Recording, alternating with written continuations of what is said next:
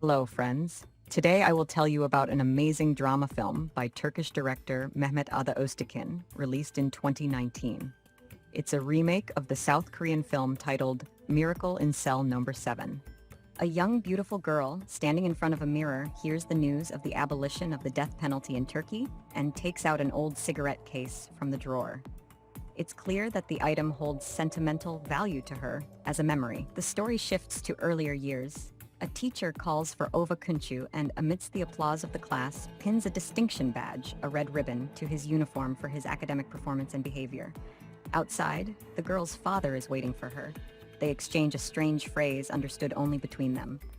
Linga, bottles, and then both show their rewards. Children start teasing the man because his mental development has halted at the level of a 7-year-old child. The teacher reprimands the children and they apologize. On their way home, Memo points to birds and sends greetings to his Aisha through them. Ova leads his father to a shop window displaying a Heidi backpack.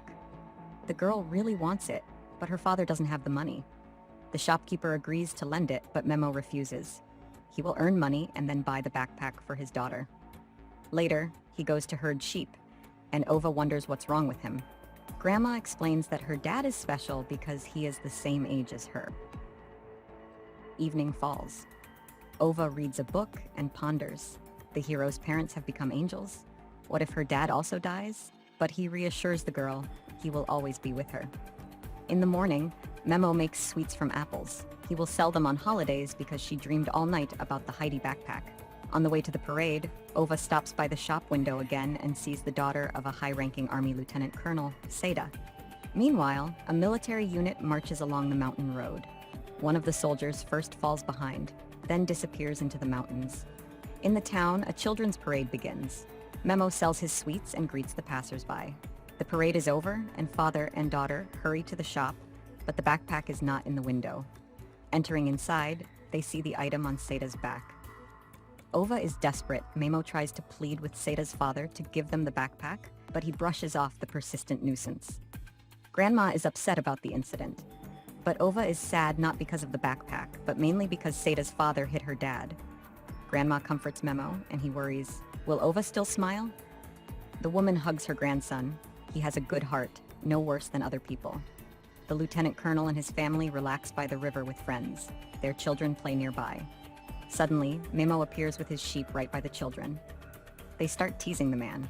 Seda stops them. Everyone runs away, but Seda stays with Memo. She wonders why he wants the Heidi backpack. The children sit down at the table, and Seda plays with Memo and leads him to the shore. The man is having fun. He chases the girl. He asks the girl not to go there, but everyone teases him and moves closer to the edge of the cliff, and his foot slips and he falls down. Memo jumps after him.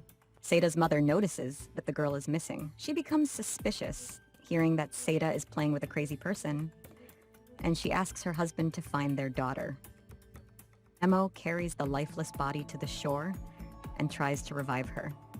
The arriving soldiers detain the daughter. The father grabs a weapon, but the soldiers take it away and beat him, trying to extract a confession of murder.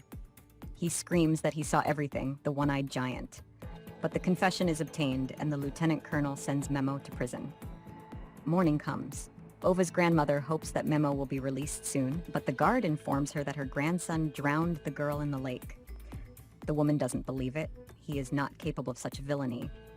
Meanwhile, Memo is brought out and put into a car. The girl rushes to the car, and the father manages to shout that he saw the one-eyed giant. She remembers the game they played, guessing what the clouds resembled.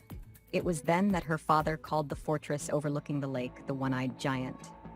Ova runs to the fortress, where the deserter hides the weapon among the rocks. Memo is brought to the prison. In one of the cells, inmates argue about God and punishment for sin. They all committed different crimes and received different sentences. Askoroslu, the local authority, keeps order. The chief warden, Nail, is informed of the arrival of the newcomers.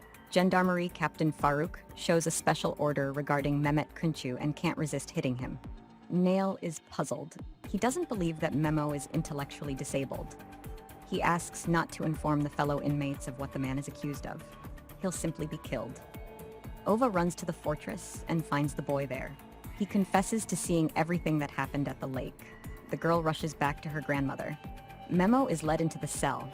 Askarozlu interrogates the guard about Memo's charges and informs the others. Ova and her grandmother come to the fortress, but the deserter is gone. A sack is put over Memo's head, and he is beaten by the whole cell. Ova doesn't want to leave the fortress, but her grandmother persuades her to. Memo is brought to the infirmary. The warden understands that the inmates won't let him live. The lieutenant colonel demands to ensure Mehmet's safety. He intends to arrange a public execution so that everyone knows what awaits those who killed his daughter. One of the inmates, Yusuf, constantly stares at the wall with a light spot on it. Another newcomer inmate, Cengiz, complains to Askarozlu that the guards took away his musical instrument, and Askarozlu promises to resolve the issue.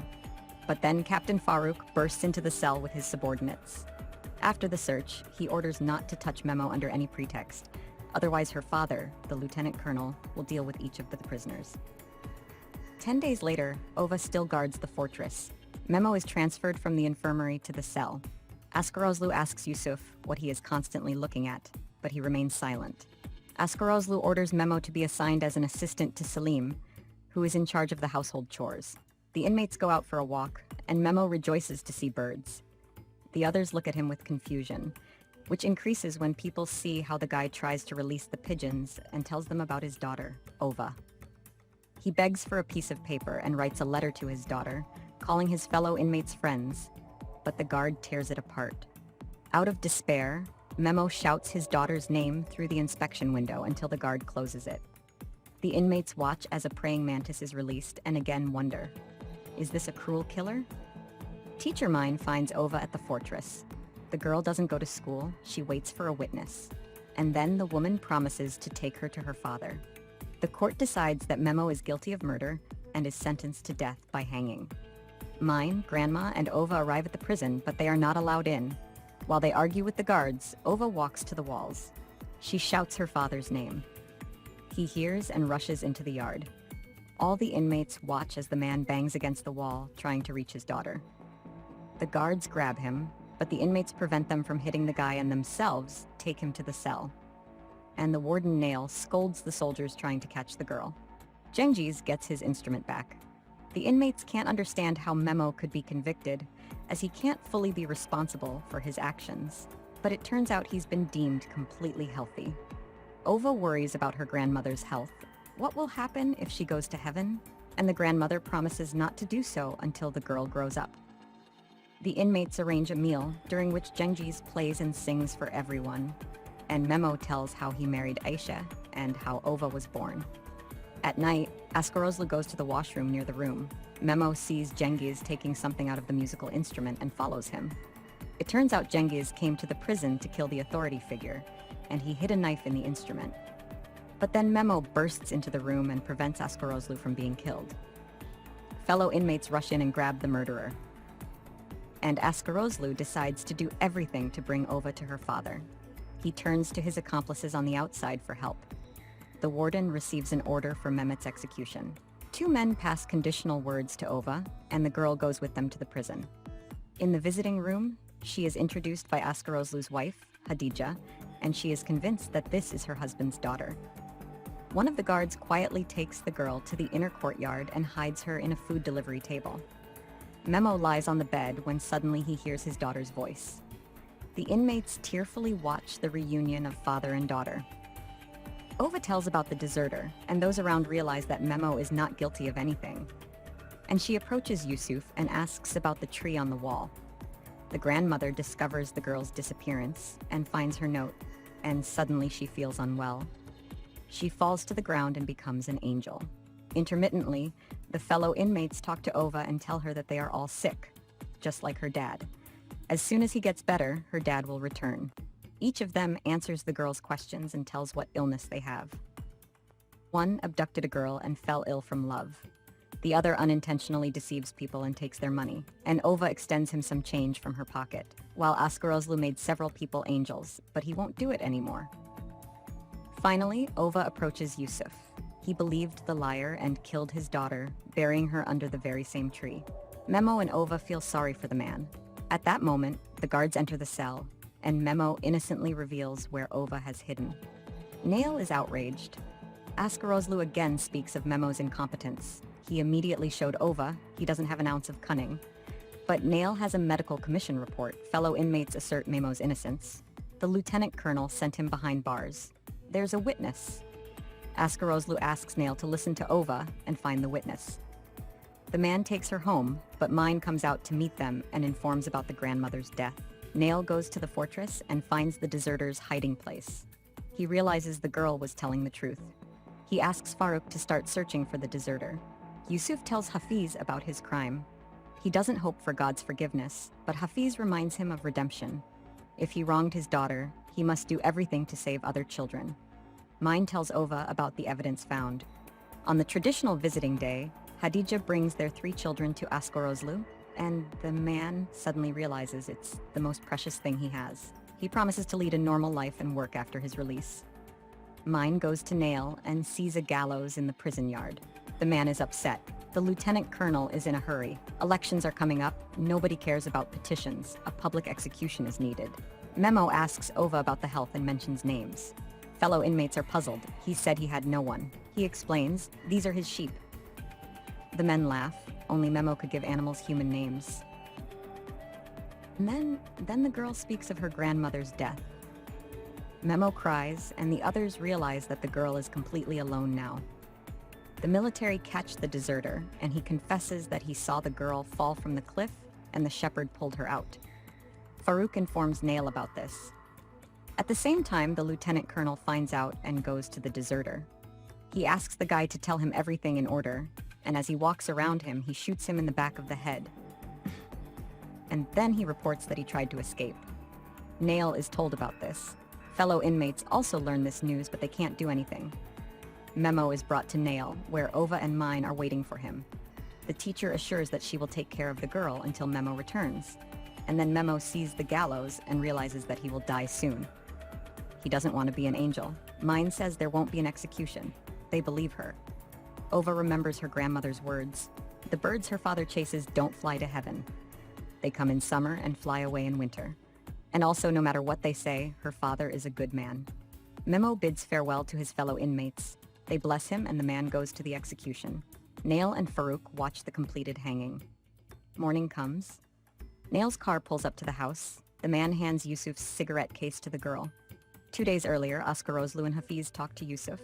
They are shocked at how he could come up with such a thing, and he says he saw his daughter in a dream for the first time. Askarozlu goes to Nail, who goes to Farouk. After considering everything, the captain summons the authority in 2 blocks, and a clash between the groups begins at night. The entire security rushes to suppress it. Yusuf bids farewell to his fellow inmates, asks for blessings, hands Nail his cigarette case, and goes to the execution instead of Memo. Is taken out of prison and put into Nail's car. Yusuf's eyes are blindfolded. Askarozlu's friends stage an accident and detain the prosecutor and the lieutenant colonel. The execution takes place without them. In the morning, his case is marked as an escape during the riots, and Memo's case is marked as closed. Nail and Farouk bring Memo to his home. The reunion of father and daughter takes place. At night, the police put Memo and Ova on a boat and illegally send them out of Turkey. The girl is taught how to answer questions.